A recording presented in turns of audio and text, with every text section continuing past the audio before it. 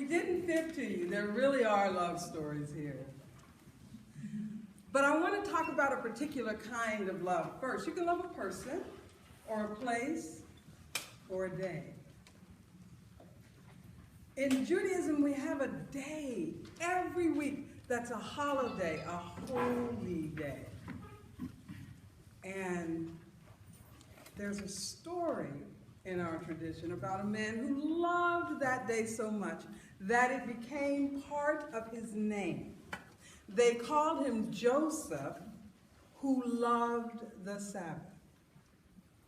Now, Joseph lived in the Holy Land long ago, and he worked for a very rich man.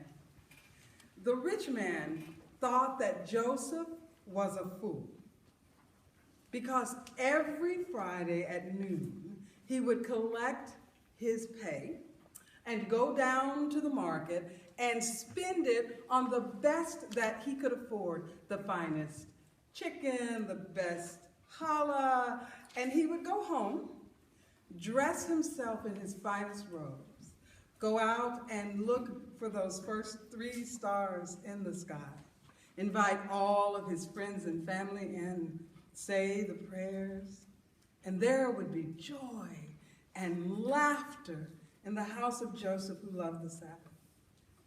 And then on Saturday night, when the sun went down, he would say the Havdalah prayer, and he would take off the joy that is Shabbat and put on the ordinariness that is every day, and then he would go back and work for the rich man in the morning. This is a story. I am a storyteller, so you know where this is going, right? One day, the rich man had a dream, and in that dream, a jinn came and said, "You will lose everything you have," which would have been bad enough. But then he said, "Everything you have will go to your servant, Joseph."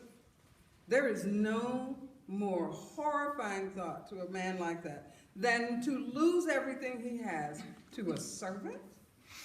So he hatched a plan. He went into town, he sold everything he owned and took the money and bought a beautiful ruby. He put the ruby in the middle of his tall hat. He got on a boat and began to sail away from the shore, laughing, because how could Joseph get everything he owned when everything he owned was on him?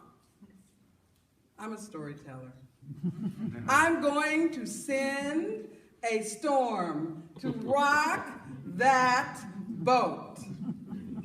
The waves went across the bow of the boat, and the rich man fell into the water, never to be seen again. That Friday, Joseph took what was left of his money and went to the market. He bought the best of everything he could find, including a large, beautiful fish. Don't anticipate me. Joseph went to his house. He prepared his dinner.